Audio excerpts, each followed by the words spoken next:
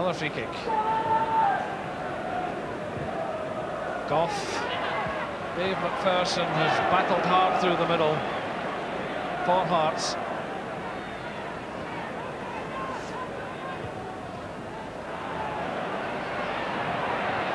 Rangers come again. But Bannon done a lot of good work for Hearts, but it's a pity for them that he's having to do it in this second half, deeper and deeper inside his own half. That's out for a throw-in.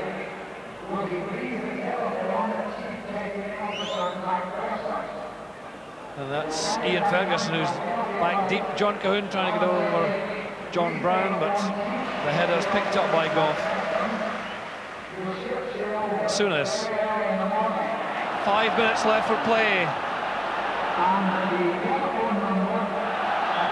The goal kick, says the linesman.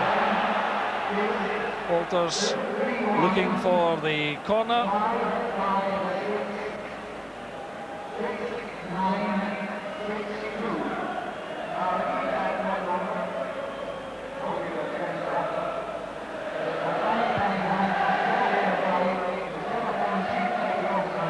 Ferguson knocking it forward, but picked up by Berry. Eamon Bannon. Can Hearts get a consolation here in the closing minutes of the game? But it's like that one, it's running away from them all the time now.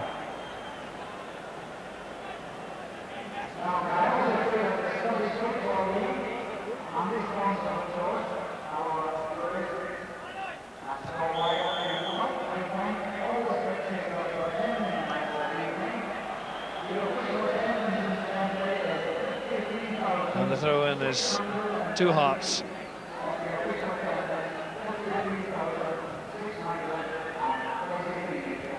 Goff. Gray trying to find to Souness. Walters colliding there with John Cahoon.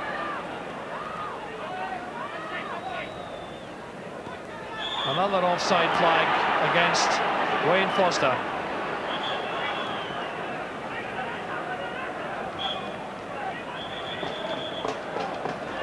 And Hearts finally bringing on their second substitute, but by our watch there's only 3 minutes left, and Malcolm Murray really won't get a chance to make an impact on the game. And it looks like Dave McPherson, in fact, going off. He may well have taken a knock. Disappointment written all over his face. John Cahoon getting a bit of treatment, and Rangers will get a chance to take the free kick. We can give you the official attendance tonight as Malcolm Murray comes on. The official attendance, 53,623. So again, a remarkable crowd here at Hampden to see Rangers poised to move into the final of the Skull Cup, and of course joined by millions on television. Live television coverage of this semi-final. It's Hearts now. Try and push forward. Malcolm Murray gets his first touch to Cahoon.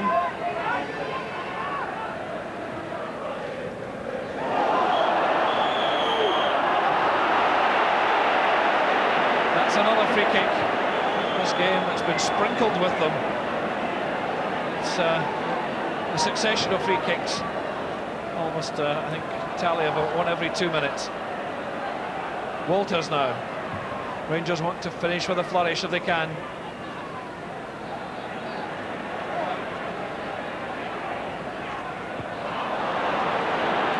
Berry breaking it up. Mackay. John Cahoon battling bravely. Goff miscued that one completely, but when Goff makes a mistake, Butcher's there.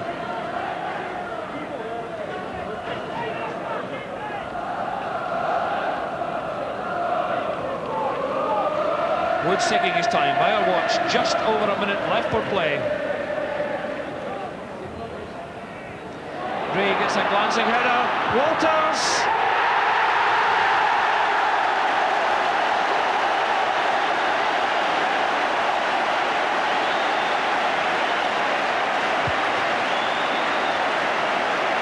Andy Gray set it up. Walters' pace and the finishing really did it. Look at this. Gray won it well. Walters between the two defenders. Smith seemed to have narrowed the angle, but that's it. Rangers 3-0, and Rangers' 16th goal in this Skull Cup competition so far. Nothing much you can do about that. Top-class finishing by Mark Walters. First of all, he's still got the pace almost in the 90th minute of the game.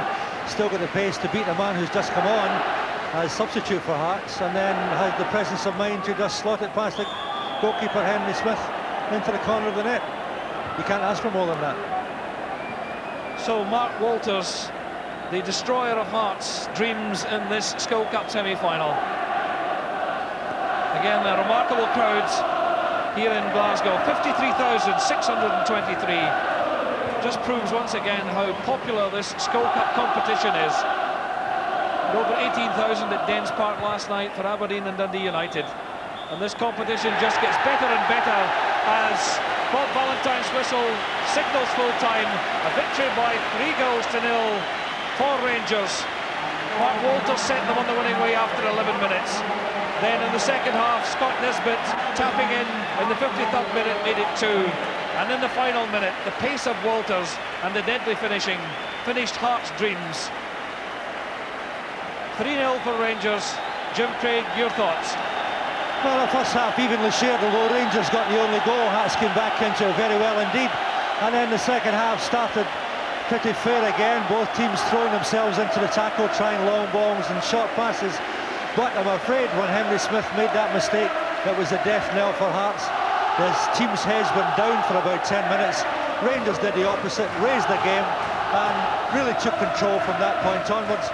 The longer the game went, the more in control Rangers were. The back four, particularly the centre defenders, Richard Goff and Terry Butcher, very strong indeed, and there was just no way that Hearts were going to come back into this game, in spite of great work by some Hearts players. And there is Mark Walters with a beaming smile. He's the man that has made the headlines tonight at Hampden. And there he is, man of the match, deservedly so by the sponsors. Quite clearly, Mark Walters scoring 2 and then forcing the error from Henry Smith and the youngster Scott Nisbet tapping it home. So a tremendous reception for Rangers. They go through to meet Aberdeen in a real tremendous final on October the 23rd here at Hampden. A reminder again of the scoreline tonight. Rangers 3, Hearts 0, as the Rangers fans surge round the terracing, enjoying themselves. The rain still pouring down as Walters is about to leave, and there he is trackside with Revel Alderson. Mark, congratulations, 2 goals, some game, eh? Very much so, yeah. We struggled first half. I thought we deserved the overall second half performance. The first goal, was it a bit of a surprise to you? Well, it sort of ricocheted to me sort of thing, but luckily I was first to the ball and I just hit the target and luckily it went in. Now you're sweating despite the fact it's a cold night. It was fairly tough out there. Yes, it was. The pace was very frantic and you know, it's hard to really get hold of the game at first. But like I said, second half, I thought we thoroughly deserved the game. What was the surface like? It looked a bit greasy. It was definitely greasy. Having said that, I think it came to our benefit because second half it started to roll more and skid off, and I thought our pace up front told. Well, you're playing Aberdeen in the final next month. What do you reckon your chances are then? We're very optimistic and the lads are very confident moments. I think at the moment we could take anybody on, so hopefully we'll be all right in the night and we'll do the business. Finally, what do you think about Hampden Park then? Superb, my first time here, and hopefully all the other times I come back it's just the same. Thank you very much indeed. Thank you. So there we are, a delighted Mark Walters. Rangers really running rampant tonight. Crushing win by 3-0, and en route to the final. Rangers have now scored 16 goals and lost only 1, and it really is setting up for a tremendous battle again with Aberdeen at Hampden on the 23rd of October. The final score from Hampden, Rangers 3, Hearts 0. Thanks to our commentary team at Hampden, Alistair Alexander, and with him Jim Craig. Well, let's turn again to Ali McLeod and Willie Miller. And fellas, if we said the first half was pretty even, there was really only one team in it in the second half, Ali, wasn't there? Oh, the skill in the end of Walters, a tremendous player. He turned the game. He was the one player that you could say was outstanding for Rangers throughout the game. And in the end, they thoroughly deserved it. Yeah. But at the end of the day, the goalkeeper had bit of a nightmare. The Yes, Hearts goalkeeper. it's Feel sad, sorry for him. sad to say after Henry Smith's experiences at Hampden last season, and again tonight he was instrumental in the second goal, as we'll see in a minute. Well, you've been sitting there looking to see who your opponents would be. Are you surprised that it did turn out to be Rangers in the end? No, I wasn't surprised. I think Rangers went into the tie as favourites. Hearts tried very hard, but at the end of the day, I think the class told, and they didn't really have anybody in the same class as Walters, whom I think had an excellent game and posed the threats. If Rangers were going to cause any threats, it was through Walters. But Hearts tried hard. They battled away, but nobody with the class to finish. If they'd perhaps taken some of those chances in the first half, it might have been a different story, of course. But you're now looking forward to a repeat of last year's Skull Cup final, and I would think a degree of satisfaction at Pittodrie about that, because I'm sure you'd be looking for revenge after losing out in penalties last year. Yeah, well, it was a good final last year. I hope it's a good final this year, but I hope the result's different.